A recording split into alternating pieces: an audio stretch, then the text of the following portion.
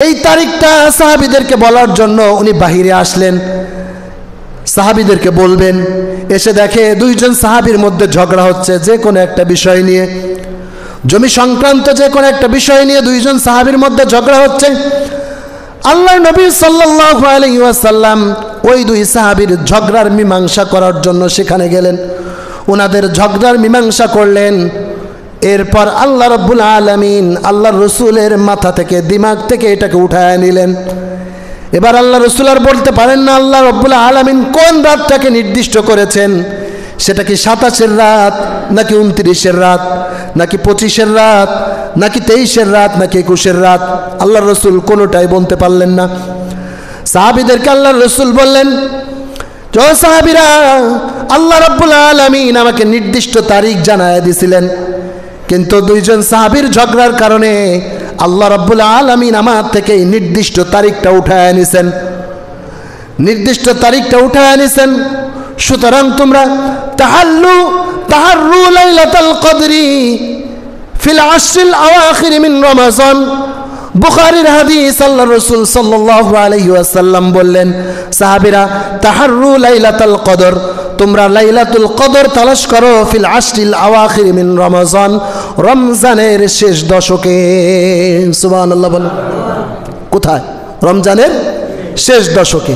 তার মানে আল্লাহ রসুল নির্দিষ্ট তারিখ বলতে পারলেন না, কিন্তু বললেন যে রমজানের শেষ দশকে তোমরা তালাশ করো, রমজানের শেষ দশকে। এবার শেষ দশক এটা কি জোর রাত না বেজোর রাত, আল্লাহ রসুল এটাও স্পষ্ট করে দিলেন। মুসলিমের এক হাদিসের মধ্যে আসছে, ফাতলুবু লাইলাতুল কদরি ফিল উইত্রি মিনহা। আল্লাহ রসুল সাল্লাল্লাহু আলাইহি ওয়াসাল্লাম বললেন, ফাতলুবু ফিল উইত্রি মিনহা, যে তোমরা এই শবে কদর তালাশ করো এই শেষ দশকের বেজোর রাত্রিগুলোতে।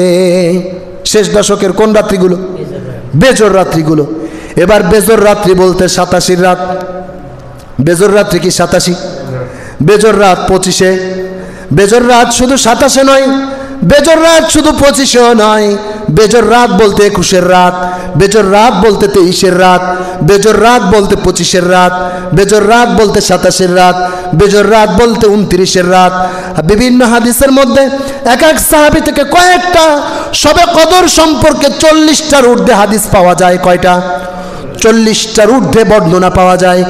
এক সাহাবী, বুখারীর বর্ণনা আছে, এক সাহাবী বলেন যে আমি শবে কদরের রাতকে আমি 21-এর রাত্রে পেয়েছি, এবং আল্লাহর রসুল নিজেও বলেছেন যে এই রাত্রে আমার কপাল ধুলো ধূসরিত ছিল, কাদা মিশ্রিত ছিল। অর্থাৎ ওই রাতে, যেই রাত্রে শবে কদর হয়েছে, ওই রাত্রে বৃষ্টি নেমেছে। আল্লাহর রসুল মসজিদে নববীর মধ্যে ইবাদত করেছিলেন, আর মসজিদে নববী ছিল খেজুর পাতার ছাউনি দিয়া। বৃষ্টি মসজিদে নববীর ভিতরে পড়ে কাদাযুক্ত হয়ে গিয়েছিল। আল্লাহর রসুল সিজদা করেছেন, সেই সিজদার কাদা রসুলের কপালে লাগা ছিল। যেই সাহাবী এই হাদিস বর্ণনা করেছেন, ওই সাহাবী বলেন ওই রাতটা ছিল 21-এর রাত। কত রাত? 21-এর রাত। তার মানে শবে কদর কি 87-এর রাত্রিতেই হয় নাকি 21-এর রাত্রেও হতে পারে?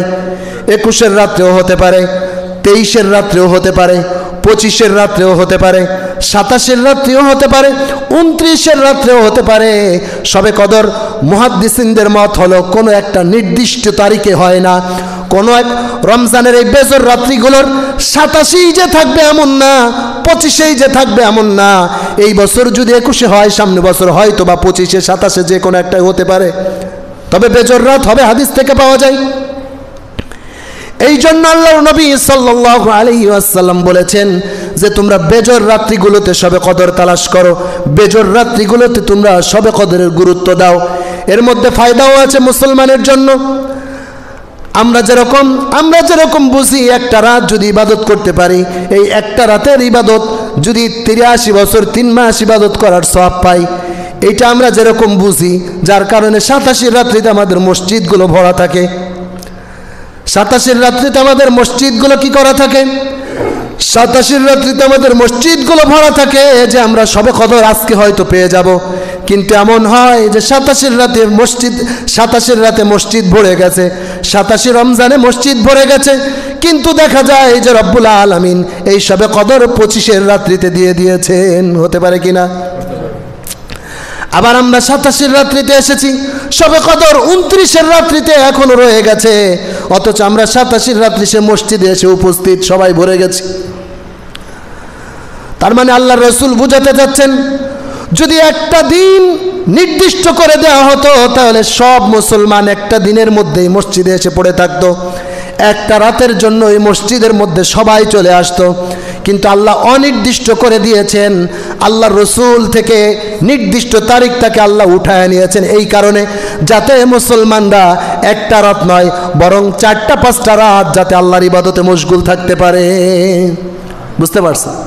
যাতে এক রাত নয়, 21 রাত, 23 রাত, 25 রাত, 27 রাত, 29 রাত, এরকম 5টা রাত যাতে কি করতে পারে, মুসলমানরা যাতে ইবাদতে মশগুল থাকতে পারে, এই জন্য আল্লাহ তাআলা কি করলেন, নির্দিষ্ট তারিখ আল্লাহ তাআলা উঠায় দিলেন। এবার আমরা তো 87 রাত্রে মসজিদ ভরে যাই, আল্লাহ ভালো জানে আমাদের কপালে এই 87 রাত জীবনে একটা শবে কদর আমরা পাই কিনা। আল্লাহ যদি হয়তোবা আমাদের কোনো একটা রাত যদি 87 রাত দেন শবে কদর, হয়তোবা আমরা পেতে পারি। আর